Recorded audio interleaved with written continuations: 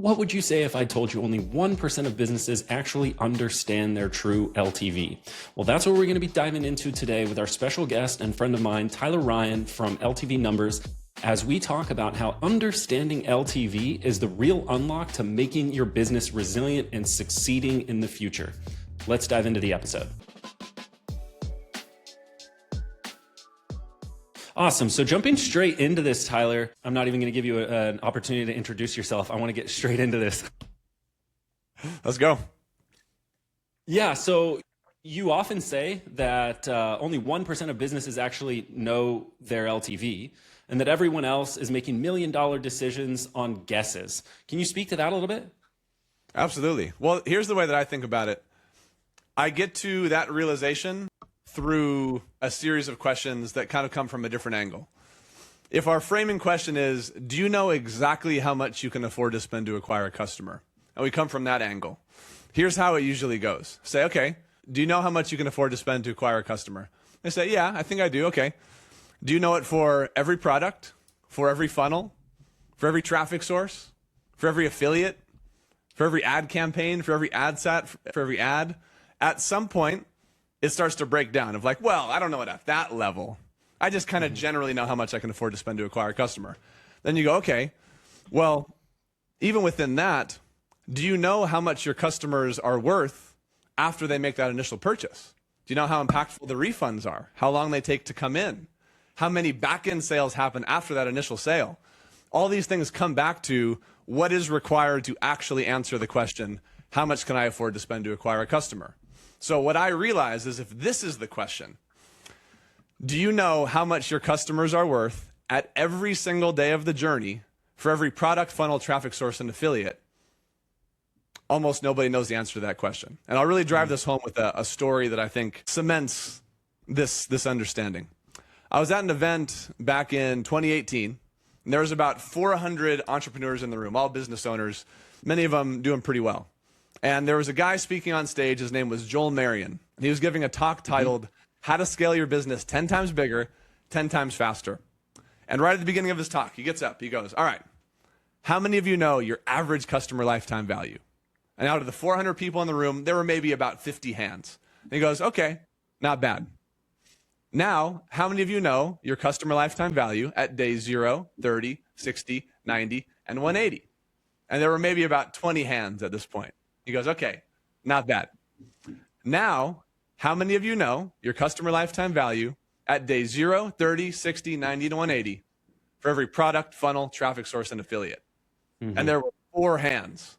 And this just burned into my brain because the room literally went from 400 down to 4.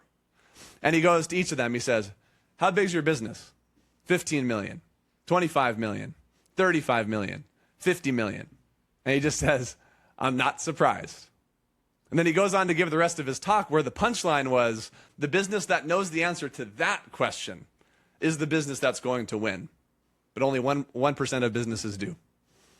Yeah, man, it's reflective of the conversations we've had in the past. I think your talk that I saw when we were in Mexico, a deck that you shared with me when we had another call of just how granularly you think about this and how you've set up the software to think about that. Might be a spot for you to intro LTV Numbers and just what it does. Well, ultimately, it's a platform that was entirely built around that singular question. Yeah. Because fundamentally, every business is a product of the relationship between customer acquisition cost and lifetime value. The entire business is encapsulated in that one equation, right? But if you think about the fact that almost no one actually knows their lifetime value, then that means no one actually knows how their business is doing because they can't draw that relationship. And so LTV Numbers was built because I realized that that level of visibility is what is required to actually make informed decisions. And when the post-purchase customer buying journey is a black box where you know your AOV and everything from that point on is kind of fuzzy, it's a very stressful place to make decisions from. It's why these business owners can be doing such tremendous volume but lack so much confidence in some of these very, very basic decisions. Like, what do I set my CAC target at? Is it 200? Is it 250? Is it 275? What am I basing that off of? And they'll be doing these rough calculations like, $250 AOV and a 10% refund rate. And like, that's the math. But that math is going to get you into some really, really murky waters when things aren't easy, when everything's not working. And lately, that's kind of where the industry has been going. Things have gotten harder. Costs have gone up. Profit margins are shrinking. People are feeling the impact of volatility a lot more, where every percent really counts.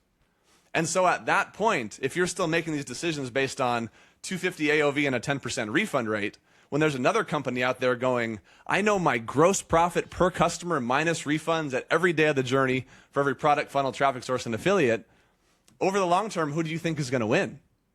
And I just want to give people that visibility without needing to be a $150 million a year company that built all of this out in-house. Because traditionally, that was the only way companies got this level of visibility. They just invested the $100,000 to $200,000 and the 6 to 12 months to do it themselves.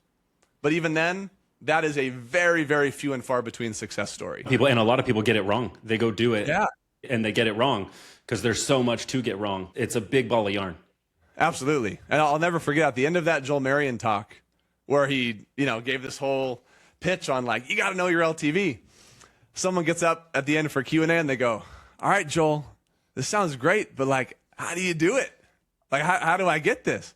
And he goes, I pay a developer and a data scientist $200,000 a year to make it happen for me. And you could hear the whole room just go like, oh, like that's not going to happen, right? So my thought in that moment, that was actually like the origin story of LTV Numbers, was like, if I could have just had the thing that he could have said right there, oh, we just use LTV Numbers. Like the whole room would have been rushing to the table, But I mean, that was 7 years ago. And now here we are, $2.3 billion in data analyzed later. It's been quite a journey.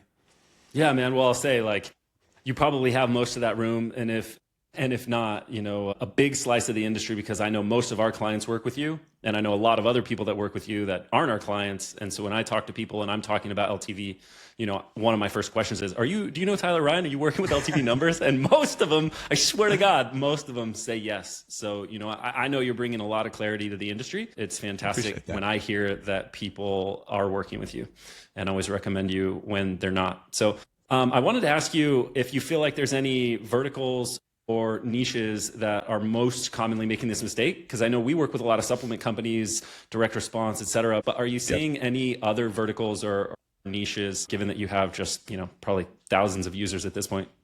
Yeah, I really think there are like 3 distinct verticals that are far more about the characteristics of their customers' buying journey than the specific nature of what it is that they actually sell. So the characteristics of what makes for a good company to focus on this stuff is a company that's consistently acquiring a high volume of new customers. So meaning they're not like an agency that has 10 customers, right? They're bringing on 100 customers a day, that sort of order of magnitude of volume. They have a multi-product catalog that's conducive to repeat purchases. So a supplement company is a great example of that because they're consumable, people tend to reorder, they got other products they could buy. But it could just as well be an info product business that has a $97 course that then ascends into a $1,000 backend coaching program, right? So that's the second thing, having a multi-product catalog conducive to customer journeys. Then the third piece is a paid acquisition channel that they use to acquire those customers. So in other words, they're playing the CAC to LTV game from an economics perspective. Whether it's paid ads or affiliates, doesn't really matter so much. Both are equally viable because for both of them, you're paying to acquire a customer. So with that said, the 3 distinct verticals that I do see, direct response and Nutra in particular, because that is where it's either paid ads or it's affiliates straight to a sales funnel. That's the LTV to CAC game, multi-product journeys. The second one is info. So that would be I'm selling courses and I likely have some kind of an ascension model. Maybe I have like a free plus shipping book that I bring people in on, or I do these webinars. But the point is we bring people in through an entry-level sort of info offer, and then we ascend them into more premium and higher engagement info offers on the back. So that's like your $27 tripwire course into the $1,000 comprehensive course. Then maybe there's like a $6,000 group coaching program sitting at the very end. Then the last is just pure coaching. So the people who maybe have like a blend of info and coaching, but ultimately where all their roads lead to, it's like these high-end masterminds, it's live events, but they have to start with, usually it's like acquiring leads. So they might have lead magnets, so they're paying for leads and making maybe zero or some small amount of money up front, but they're trying to do the cost per lead to LTV game. And so it's a little bit of a distinct one because it's not customer, but it's the same math, right? It's cost per lead or customer to LTV. So those are the three distinct ones that I see. So let's back up a little bit into your career, because you have a fascinating career working for NASA, writing software. And so the way your brain works is going to be very interesting in how you solve problems. So I'm just curious, like, how does that background influence how you're solving problems in business today? Great question. I appreciate it. I think for me, where the leap happened, if you will, is think about how well you have to know your numbers to land a spacecraft on Mars within a mile of its target landing spot. Just like try and imagine how well you have to know your numbers to do that. And I got to see this firsthand because I worked at the Jet Propulsion Laboratory out here in Pasadena. And I was in the auditorium with the entire lab of 5,000 employees watching the Curiosity rover land on Mars. This was a project that 10 years long, $10 billion invested into it to land an SUV-sized rover on Mars. And I remember sitting there as we're getting closer and closer to landing. And you could just feel like the tension in the room, the energy. It was crazy because basically every single person in that auditorium had contributed to that project in some way. And also thousands of people who weren't in that auditorium too. When that rover touched down and you hear the like, touchdown confirmed, I mean, everybody in the room just like immediately started crying. Because it was like the culmination of a decade of just collective effort. It just reminds me of like feeling of purpose. You know what I'm saying? Of like what I've been contributing to mean something. Because up until that point, there hadn't been any tangible outcomes because that one outcome is everything that you were working towards. Yeah.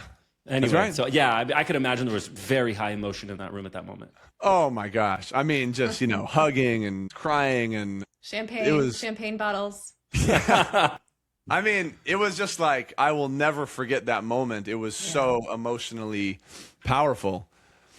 And coming back out of it, you just think about all the things that had to work for that outcome to be achieved.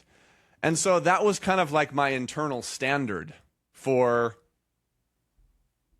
how high the bar is to pull off something that is like, humanity altering. And so with that standard in mind, it feels so weird to like go from that to now talk about like internet marketing and all of that. But when I was getting into my entrepreneurial career and I wanted to start my own companies, and I just saw how all of these great business owners who wanted to do such great things were so heavily constrained by a visibility gap that is totally solvable. And for what many thought was too high of a bar of like, well, I can't really know like exactly how much I can afford to spend to acquire a customer for all these different products and funnels and whatever. I'm like, are you kidding me? We landed a rover on Mars. Yes, we can. So to me, it was like, if 99% of businesses have this problem, and it's a problem directly related to the fundamental economic unit of their business, the most impactful thing that I can do to unlock all of these great business owners that want to do big things is to just solve that visibility gap. Because by doing that, now all of the decision making can then follow, right? Once you know that, then you can make a lot more informed decisions about every different area of your business because you know the fundamental economic unit. So there was a little bit of a long and winding road in between me actually working at NASA and starting LTV Numbers. But ultimately, that was the common thread of how well you need to know your numbers to pull off something impossible, like landing a rover on Mars within a mile of its target landing spot, all the way to, well, how do we apply that same standard to the business world and have the most impact possible? Yeah, you have a really unique perspective that put you in the position to solve that problem where most people thought, not possible. You thought, this is just internet marketing. This is simple. Yeah, amazing. Pretty wild. So what made you leave aerospace and go all in on business then? You said there's that long and winding road. You clearly left. You were doing something that led you to LTV Numbers. Can you speak to that a little bit? Yeah, I mean, for me, I always had that entrepreneurial drive to want to start a business of my own. At that time, though, I didn't know at all what that business was going to be. I just knew that I needed to give it a shot. And so after I worked at NASA for a while, where I felt like I really got to see firsthand all these things that really raised my internal standard of quality and effort and what it means to play the long game and do big things, I finally just looked at my bank account and said, okay, I can survive like a couple years if I just go for it. There's never going to be a better time than right now. So I had a buddy of mine who we had gone to UCLA together. We got hired at JPL together, and we were working on this thing nights and weekends. We just made the leap to go all in and try and start this thing. I mean, it was startup apartment, move in together, just working, all hours of the day to try and pull this thing off. But ultimately, we were just two engineers that didn't know the first thing about business. And I really got a trial by fire where over the course of 2 years, I built all this really cool technology that nobody would pay for. And it was a document search technology and a software company. It doesn't really matter so much what it was. The point is, I didn't understand how to build a business. I just knew how to build technology. And that was a real wake-up call for me that led to some real soul-searching, like head on my desk crying sort of moments. Oh, no.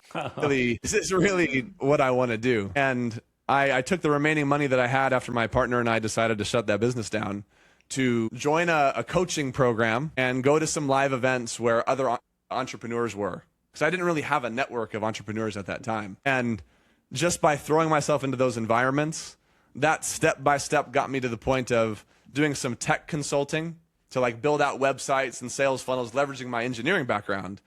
And then it was through that work a couple of years later that I was in that room hearing Joel Marion's talk, having heard my funnel clients expressing how many challenges and questions they had about their data, and like all the pieces came together in that Joel Marion talk that led to me ultimately starting LTV Numbers. Amazing. Amazing. You had that epiphany, that aha moment right there in the crowd. Yeah. Amazing. I really did. Amazing. That's awesome, man. Let's fast forward to what you're doing today and dig a little bit deeper into what a lot of founders, entrepreneurs just misunderstand about LTV, where they're like, I think I get it, and you find out they have no idea. Hey, taking a quick break from this value-packed episode with Tyler Ryan to let you know that if you are enjoying this episode, please consider subscribing on YouTube, or if you're on Apple Podcasts or Spotify, to give us a follow. And if you want to dive deeper into some of these topics, we've got our Scaling Secrets newsletter that's weekly insights of industry trends, direct response creative, and overall just growing direct-to-consumer businesses. That's a great resource for marketers, CMOs, and brand operators. There's a link in the description if you'd like to sign up. And with no further ado, let's get back to the episode. Yes. The first thing is that LTV is not one number. And I think this is where a lot of people just fundamentally misunderstand the metric. You ask someone what's their LTV, and they tell you a number back, that means that person does not understand LTV. Because you cannot say my LTV is $300 or $350. It doesn't mean anything. What you have to ask back is, at what day? That's the unlock. It's at what day. Right? Because every customer is on a different timeline.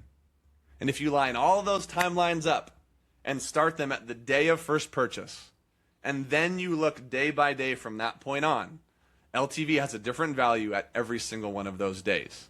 It could go down because of refunds. It comes back up because of a back-end sale. And it's a long and winding road of its own. Not to mention that it's not just look at all of your customers as one single group. There's customers from Facebook, there's customers from YouTube, there's customers from this affiliate, from that affiliate, from this product, from that product, from this funnel, from that funnel. They each have their own curve. So not only is it at what day, but it's also for what customer, right? So I think those are the two big unlocks, is LTV is not one number, it's at what day, And then it's also for who, right? Is it these buyers? Is it those buyers? And until you can get down to that level of detail, it's a meaningless metric. But when you get to that level of detail, it becomes the single most important driver of decision making for a company who's trying to scale. And so you can see those lines of separation, they keep people from leveraging the metric because they confuse LTV with this single number that's kind of just like it's like AOV, right? It's just AOV, but like a little bit bigger. But in reality, that's like the furthest from the truth. And so they think, it's not really that big of a deal. But you get down to that level of detail, now all of a sudden it drives all of your decisions. Yeah, I think a lot of times people are making this assumption that LTV just means on a one-year basis. So they either assume it's 12 months, and it still means they're misunderstanding it because they're just kind of templating it. But the other thing that I wanted to point out is something that I started giggling to in your story there was a slide from your deck that you shared with me that was an LTV, and I think I'm just going to assume it was a 12-month LTV here for simplicity, that was actually lower than the front-end AOV because they had high returns, and those returns and chargebacks dropped down their total AOV because we deduct that amount from their front-end AOV. And what they were making on the back end did not recover that deficit. Is that right? Believe it or not, I've got it right in front of me if you want me to just perfect. show it. I was going to say, I didn't want to put you on the spot, but if you can screen share, I'd love for you to pull that up and then speak to that a little bit, because I think that, to me, was a really big unlock that I wanted to have you speak to for the listeners. Of course. So this one right here is exactly what you're referring to there, Jarrett. This is what to me, unfortunately, is almost like a fingerprint of the direct response industry. It's this LTV shape where your AOV starts wherever it starts, call it $240. It dips down precipitously over the course of the first 90 days as the refunds post-purchase all come in, and struggles to recover, and oftentimes not getting back to where it started. So this is a case of 240 AOV, 226 12-month LTV. Yep. Right, so it went down. But here's the other thing that gets missed in even a curve like this. There are also cost of goods and merchant processing associated with these sales. So not only is this not actually the full story, the real story is actually a lot worse than this, because you might have a 240 AOV, but when you take cost of goods into account, you take fulfillment costs into account, you take merchant processing into account, and then you layer it on a curve that looks like this 12-month number might be something like 190. So we've gone from what people use as like their current decision-making frame of reference of my AOV is like 250, all the way to the gross profit minus refunds that I keep after 12 months is $190. So if you knew that, you probably wouldn't be so comfortable spending $200 to acquire those customers. Even though on the surface, right, you hear 250 AOV, $200 customer acquisition cost. Sounds fine, right? That doesn't sound so bad. But you see this of like, okay, well, wait a second. We go from 240 down to about 215 just from refunds alone. Then you take our COGS out and our merchant processing, and now we're down under 200. Yep. We're losing a lot of money by day 90 on every customer that we acquire. And it takes us 12 months just to get back to a fraction of that loss. So it really changes your perspective on what's actually going on in the business. It's why I call it here the Holy Grail graph. It's the story of your business, where you start, where you go, and how you get there, all in a single curve. Yep. And then, so you've got the other one there in yellow that has obviously the surge, and then there's the dip, but they do recover. And so that's just a better back end. And what kind of business would you say that is? Because I can see direct response and then subscription. I'm assuming the front one, I'm not sure what that first one is, what type of business that is, but if you can speak to those a little bit more. Sure. So number 3 here is really just number 4 with a call center. Oh, there you go. Yeah. Wow. So because you see how there's this huge spike like right in the beginning, right? First 7 days. That's the post-purchase welcome call upselling going on. And that value gain in this case is strong enough that it actually fully accounts for the dip that follows. So you can see it goes up by enough that even when the dip happens, you see how the dip is about the same as what the AOV was? Yep. And then when the back-end sales do come in from this point, over the course of a year, they are enough to actually get past where we started because we had this refund mitigation lever in the form of this call center. So this, in a very that's real crazy way, important. Like that's crazy important. Just to, sorry to interrupt you, but like crazy important to point out how these guys who think like my call center is making me a bunch of extra money.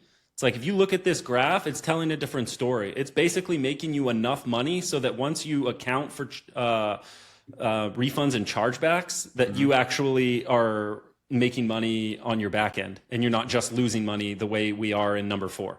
Yes, exactly. Or trying to claw back from the big loss, I guess. That's right.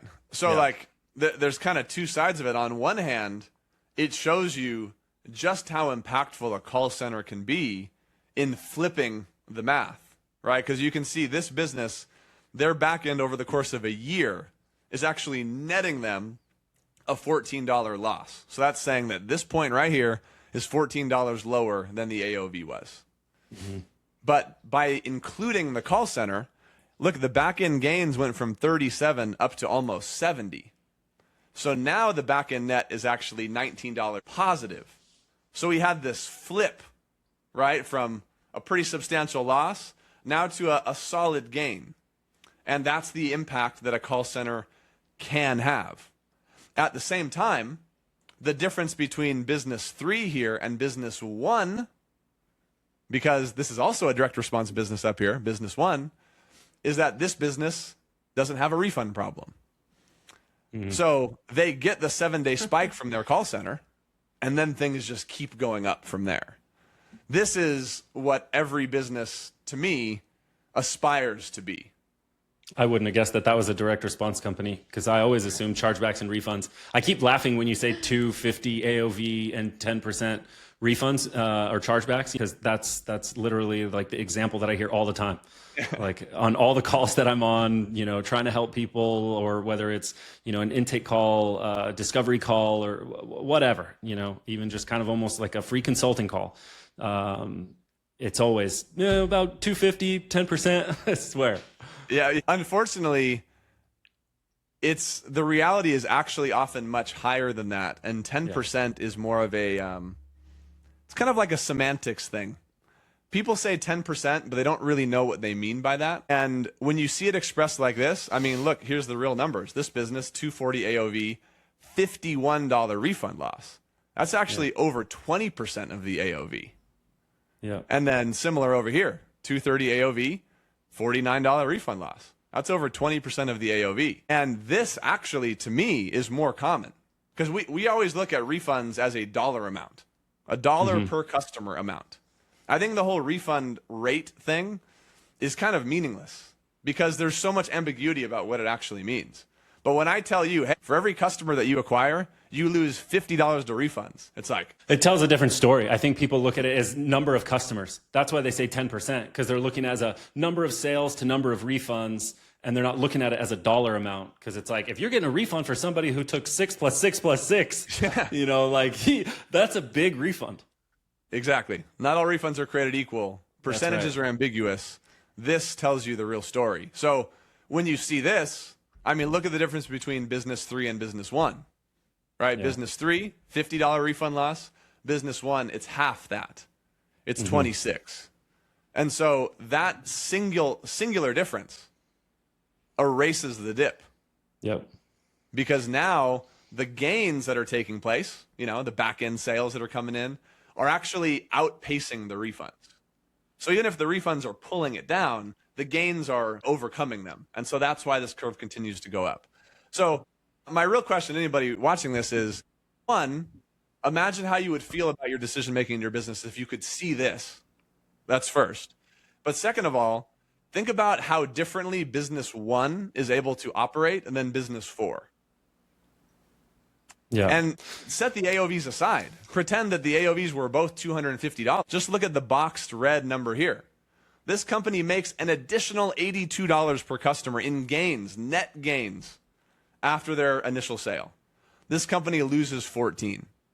So what I would ask you is, when things are hard and costs go up and there's a lot of volatility, which of these businesses do you think is more resilient to all of that? And I often draw everything back to resilience, because nothing is going to protect you from everything.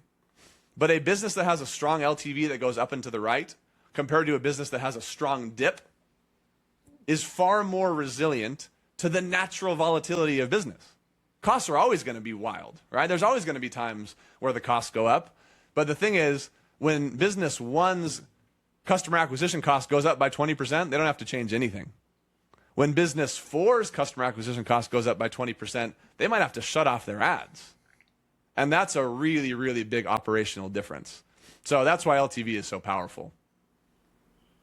Are you advising them? I know your visibility is what you're all about, so they can actually see this and see what's happening. But as soon as they see, like the example in red, are you advising them as far as, this is what we're going to do to fix this? Or like, are there a couple things they can do quickly, like the call center, because they finally have the visibility and it's not great? Yeah. I mean, this is, the short answer is yes. I think the phrase I say all the time is, all the data in the world is useless if you don't know what to do with it.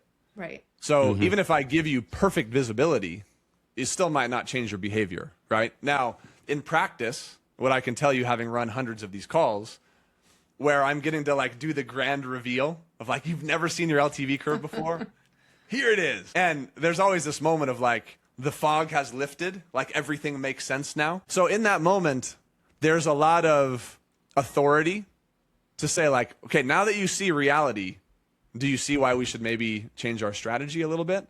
And people will definitely listen. But ultimately, you have to value the right things for this message to really land. And it also depends a lot on how much pain you're currently in right now.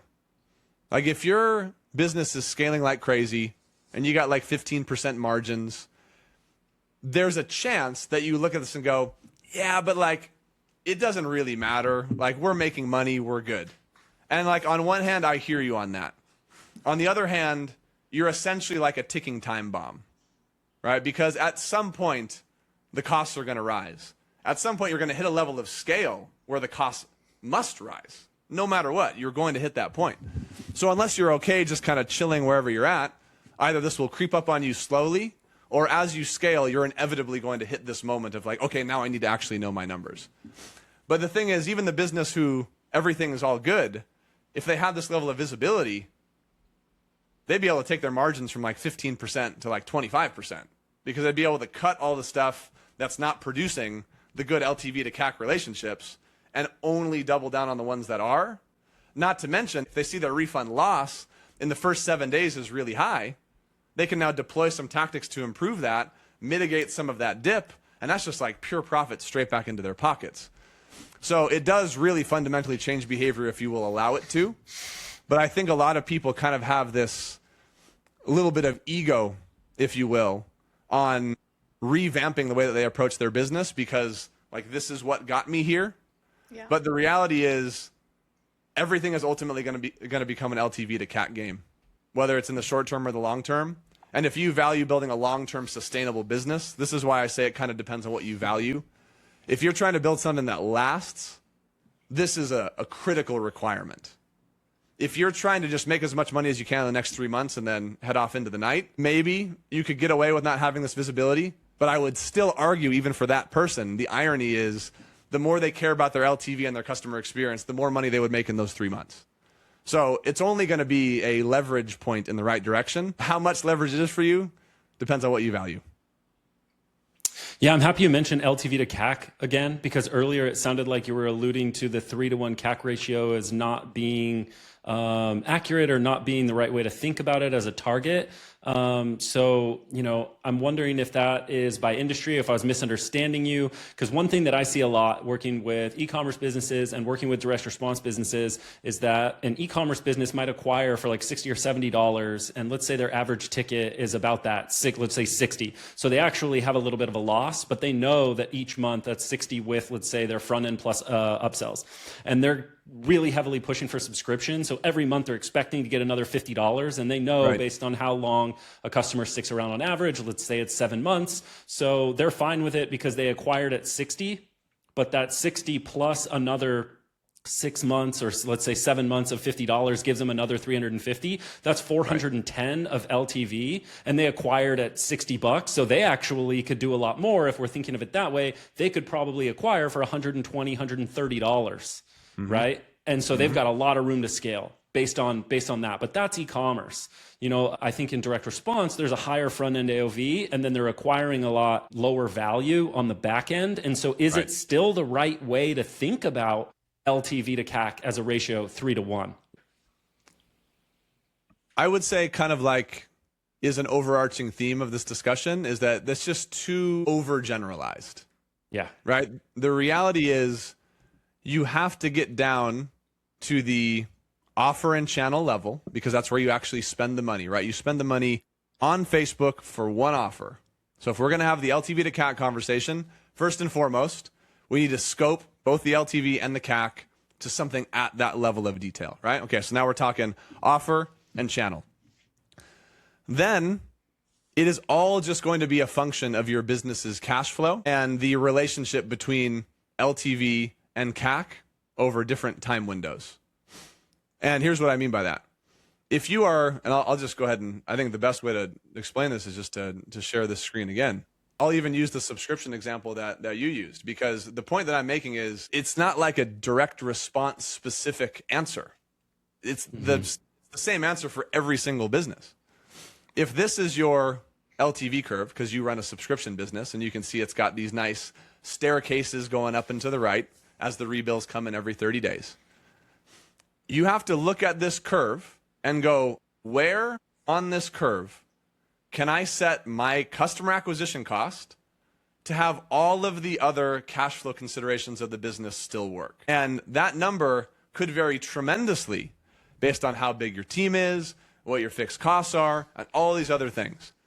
3 to 1 might be good in many cases, but the reality is this business, depending on what their cash situation looks like, they might only be able to spend against their 30-day LTV.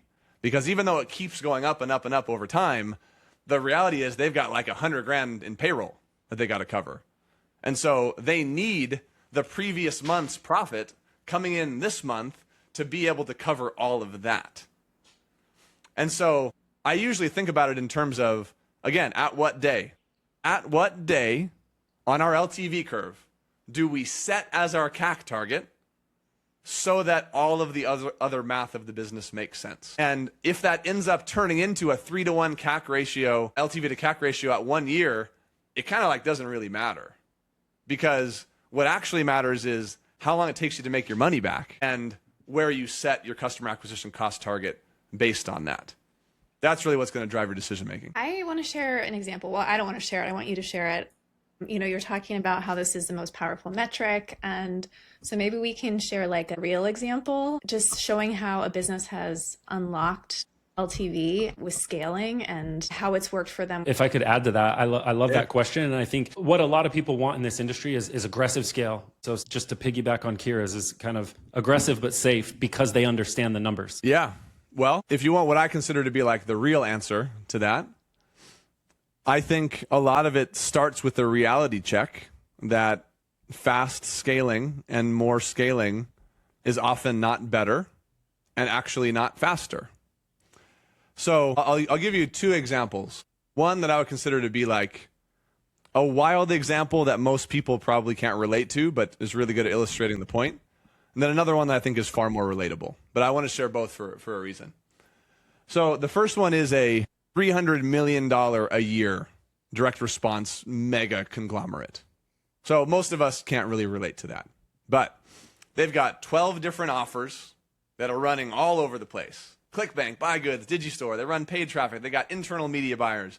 They got external media buyers. They're working with agencies. It's like the whole thing, right? This company, every single one of their offers had an LTV curve that looked like number 4. Down, big dip, struggles to recover.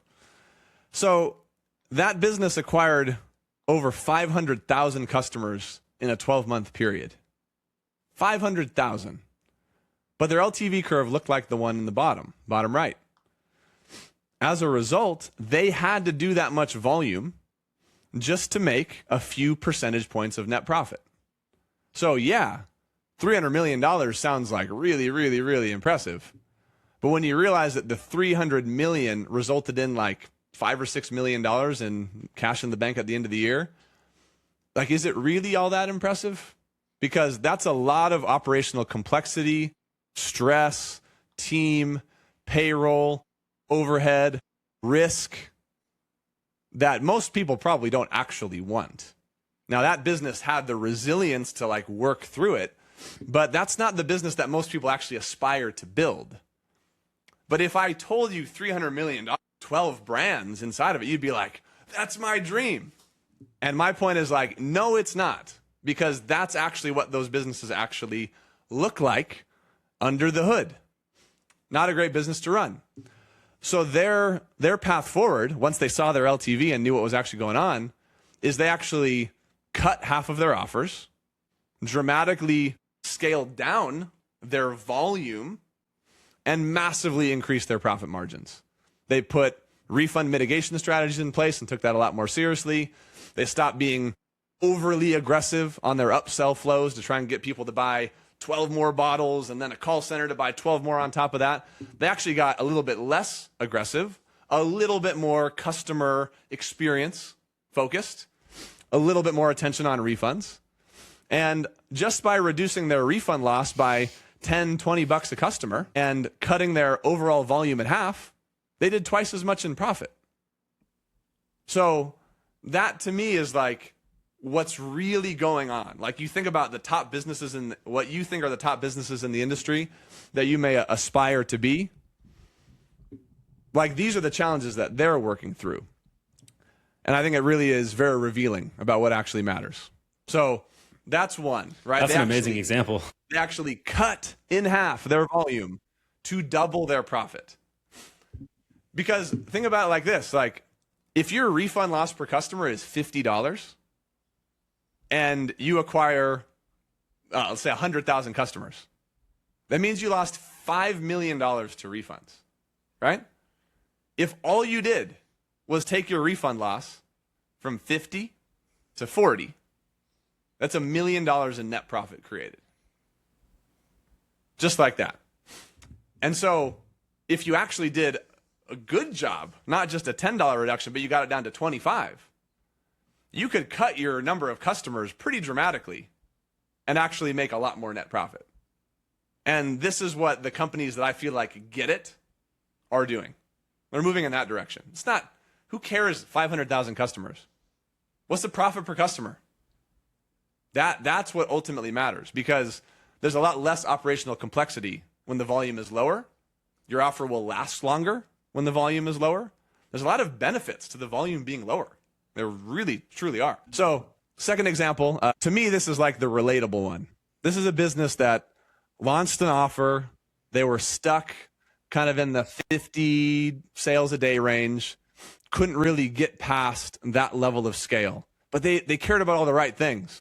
They're not trying to be black hat. They're trying to build a lasting brand, high quality products, good customer experience. They're post-purchase, after the initial sale, they take care of their customers, they support them, Facebook group, like all this stuff, doing all the right things. And yet they're really struggling. That business was largely operating, because of their lack of visibility, from a place of fear, because they didn't know what their LTV was. They knew their AOV was like 250, but man, I'm just like stuck around 50 sales a day. When they actually saw their LTV, they were the business in the upper left, the business number one. Nice surge in the beginning, strong up into the right LTV trajectory. When they realized their customers were worth $380 at the end of a year, and they were worth about $350 30 days after the initial sale, they completely changed their media buying strategy. They were able to expand to more channels. They pushed their CAC targets up more aggressively, and they were able to break through to 100, 200, 300 sales a day. But this is after years of kind of muddling along at 50, 60 sales a day and never really being able to get a strong foothold. That's a business that prioritized what I believe are the things that matter most in today's industry to differentiate you from all the black hat actors who are just more aggressive marketing. It's Pump and dump offers, cash grabbing. Yeah. It's brand, it's customer experience, it's those things that really become your moats, because those are the things that they're not doing. Yep. But when you have the visibility, it just changes the way that you operate. And so a business who was unsure about being able to spend more than like $150 to acquire a customer started being comfortable spending $200, $220. And because of that, their volume was able to double, and they were able to do so in a very healthy way.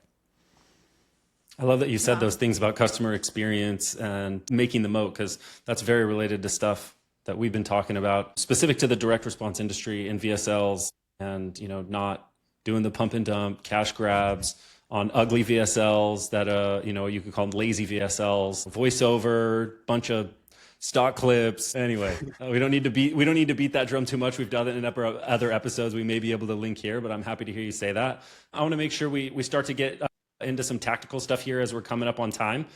Jumping in for another quick break to let you know that if you're interested in talking to us at Tried and True Media about how our agency approaches identifying the bottlenecks to overcome to achieve the next stage of growth in your business, you can use the link in the description to sign up for a free strategy consultation, fill out the form, and we'll be in touch soon. Let's get back to the episode. Yeah, let's talk about leverage loops, or maybe it's your leverage loop system. I just want to hear about, like, what is that? Dig into it for us. Okay. So this is, as the name suggests, it's a cycle, it's a process that's designed to generate maximum leverage. And here's how the cycle goes. The first piece of the cycle, I can actually pull up a visual for this one as well, just to help solidify it and make it crystal You're amazing clear. with the screen share. Anybody Yeah, who's love listening, it. anyone Nice. who's need to listen needs to jump over to YouTube.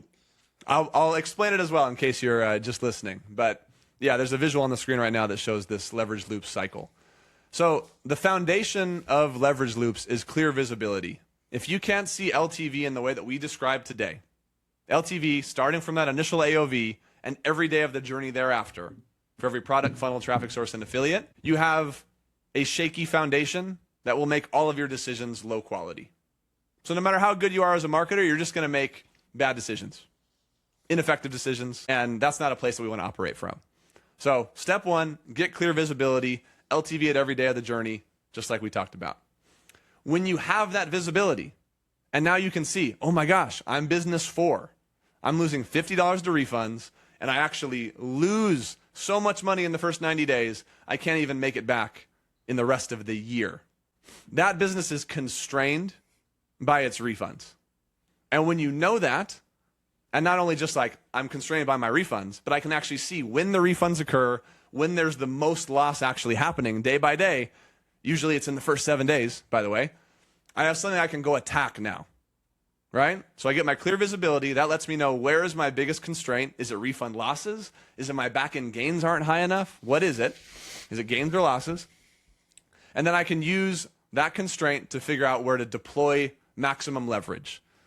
There's always a million things to do in our business. We could go split test more stuff. We could work on our AOV. We could add in a call center. We could reduce our refunds. There's a million things to do. This is going to help you figure out what's going to give you the most leverage, right? Because you can see it clearly. So you deploy your resources, not at another AOV split test, but to try and get that refund loss in the first 7 days down from $30 down to like $15. That's what we're going to focus on. That's $15 per customer in net profit back in our pockets that we can use somewhere else. So that's part 3. So we got clear visibility, identify the constraint, and we deploy our highest leverage action at that constraint. And then number 4, we use our visibility to measure the impact. So if we were trying to reduce our refunds from $30 per customer in the first 7 days down to $15, got to have the visibility to measure it, but you do, because that was the beginning of this loop. So now you can see, all right, we got from 30, now we're sitting at 22. We're not all the way there, but we're making meaningful progress in the right direction. So you come back to that visibility and you say, is this still our constraint, or do we need to move on to something else? And that's this loop. And you want to stay in this loop going after constraint, attack it until it hits a target that you're shooting for, and you just do that over and over and over again. And here's the key. If you got 17 offers, you probably want to do this on one of them, get it nailed, and then replicate it on every single other one of those offers, right? That's going to give you the most leverage. Don't do a little bit of optimization across all 17 offers. Nail it on one. You could probably cut half of those offers anyways from a profitability standpoint, and then deploy this profit win over to every single other funnel, because it will transfer over in most cases. Yeah, this is amazing. Would you start with this visibility piece, step one, across all of your offers when you're onboarding a new client, so you can see what's worth focusing on, so you aren't focusing on all 17? So what we usually do is we'll bring in the data from all the offers, so that way we have the visibility. And then for each of those offers, we'll look at the ones that are producing the most volume. So which ones are the highest volume producers right now? And we'll benchmark it against these industry leading benchmarks. So one of my core principles is benchmark against leaders and not friends. A lot of times we hear our friends like, oh, well, my refund rate's 15% too. So you're just like, oh, I guess mine's fine then. And like, that's the end of the discussion. And so you don't worry about your refunds, because your buddy's refunds are just as bad. But that's a bad frame of reference, right? Don't compare against your buddies. You need to know what the industry leaders are doing and benchmark against that. So here it is. It's on the screen right now. For a direct response Nutra type company, here is minimum acceptable and target benchmarks to hit over the course of 90 days. If your AOV is $200, we want our backend gain by day 90 to be greater than 20% of that AOV. So in other words, we're making an additional $40 within 90 days. Okay? We want our refund loss to be less than 7% of our AOV, or in this case, $14. So $200 AOV, we're losing less than 14. And then if you blend those two together, we're netting a gain of at least $26 or $25 for easy math. So on your $200 AOV, we want to be netting about a $25 gain over the course of 90 days. What you should do, if this is your business, is you should look at which one of these benchmarks between the gains and the losses am I farther from, right? And also, which one do I feel I have the most resources to deploy to improve? If you've never touched your refunds and you're currently losing $60 per customer, probably just focus on that, right? You haven't put effort into it. There's a lot of opportunity there. You're way off the benchmark. But if you've been hammering refund optimization for the last 6 months and you're still off this benchmark, but you're way off on the back-end gains, then what can we put in place, whether it be a call center, some kind of a post-purchase customer journey? What can we put in place to get those gains up so that way we can get closer to the benchmark on that front? So in the leverage loop system, when you're identifying your constraint, you got to have something to compare to really know what your constraint is. So benchmark against leaders and not friends to get a true picture of what's actually going on. Man, for operators who are watching or listening to this, it really feels like that's the playbook for what you sit down and do tomorrow, right? That 5-step process, get those optics, the visibility, as you said, across, your highest leverage offers, and then run that loop on where you identify your biggest opportunity. Yep. And then once Rinse you do, and repeat. Replicate that win on the other next highest opportunity offers, right? Excellent.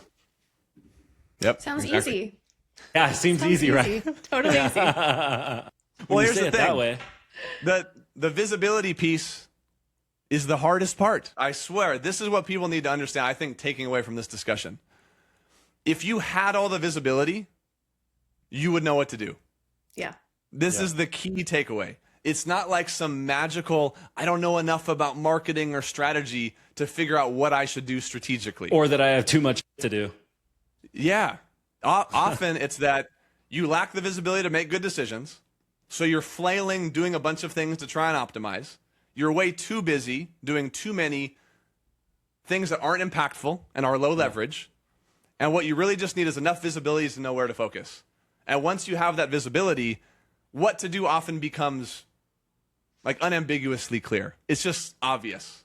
And so if you consider yourself to be like a 10 out of 10 marketer or a 9 out of 10 marketer or whatever, understand that if you're visibility constrained, you're effectively operating like a 4 out of 10. Not because you're not great at marketing, but because the probability of you making good decisions is really low. It's all based on gut and intuition and experience, which is valuable. But I don't think that's how most of us want to run our business. When we make these really important decisions, we want to have high confidence. So there are other 6 out of 10 marketers out there with this level of visibility who are operating like 8 or 9 out of 10 marketers. And so they're running circles around you, not because they're better at marketing, but just because they have better visibility. And so if you solve the visibility piece in a very real way, you just become better because your decisions are far more likely to be good. And while nothing is guaranteed, we should stack the deck in our favor in every way that we can to give our decisions the best chance of being good ones. And most people, in my experience, about 1% of businesses have that visibility. So solve the visibility piece tomorrow. LTV Numbers would do that, but solve the visibility piece tomorrow, and everything else will become quite obvious from that point on. I love how that 1% is a callback to the Joel Marion story. Yeah. Nice, man. Close the loop. Well, I know you got to get running, so I want to ask 2 more questions. One is just kind of a fun question, and then one is a final reflection before we sign off. Does that sound good? Sure. Let's go. What should founders stop bragging about? Easy. Customers per day and revenue. Nice. I think the reasons why should be quite obvious at this point. Yeah, at this point, we've talked about it. Sky high revenue and thin profit margins, meaning little profit. Your example of the $300 million business with $5 million profit. I mean, that's it. Case in point. I love that. You should be bragging about profit margin and profit dollars. Profit per customer. I love what you said there. If your volume is low, who cares? That's an easier, lower stress business to run. That's like the ultimate flex. It's like, how low can my volume be with my profits being the highest? Like that to me is the ultimate business right there. Super lean. Nice, man. Yeah. Well, then the final reflection for the audience is I'd like you to answer, what uncomfortable truth do you think that operators need to sit with after this episode? I feel like you've already dropped many of them, by the way. Yeah, to state it clearly. Let's give one more. Yeah. Stop blaming others. Because almost certainly, if you could see it, your LTV curve would be like a punch in the gut. Because in a very real way, your LTV curve is the numeric reflection of the quality of your business. Wow. And if your curve goes like this, down, dips, it's not a great business. And if you're pointing fingers at your agencies, at your affiliates, at everybody else, you're never going to solve the problem. Because the real problem is your LTV curve is broken, which means your unit economics of the business, it's like fighting an uphill battle. And so if you can just take care of that first, your agency will just perform way better. Your affiliates will just perform way better. Not because they did anything, but because you did. And if you take that ownership and stop blaming others, it will be the thing that unlocks your business's ability to scale. But it's more comfortable to be like, we've done everything that we can do. Our AOV is $300. It's like, well, hold on a second. You'd be in a really different position with a $250 AOV with $50 in gains on the back end, not a $300 AOV with $75 in refund losses. But that's the thing that most people don't want to confront because they're a hammer and everything looks like a nail and they just want to acquire more customers. The reality is the business that is going to win is the business with the best LTV. And you've probably been neglecting your backend and your LTV this whole time. So there you go. Amazing. Nailed it. Yeah. Speaking of hammer and nail. Yeah. Tyler dropping value bombs left and right. So that's going to do it for this episode of the Scaling Lab. If you are watching on YouTube, please subscribe, hit that bell icon so you get notified anytime we drop new episodes. And I guess before we sign off, Tyler, where can people find you so that they can connect if they're interested in working with you or if they want to hear more about LTV Numbers or, you know, just to follow to see the content you're putting out because you got a wonderful mind. I appreciate that, Jared. Thank you. LTVnumbers.com, and I'm on Instagram, Tyler_LTV Numbers. Always putting out customer journey, LTV related content. Yeah. Would love to help anybody watching solve that visibility constraint because when you solve that constraint, everything else unlocks from there. And it's a real honor to be able to do that for people. Excellent. So if you have any questions, drop them in the comments or find Tyler online and DM him. And you can also find him at ltvnumbers.com. That's right. Yep. And we will see you in the next episode.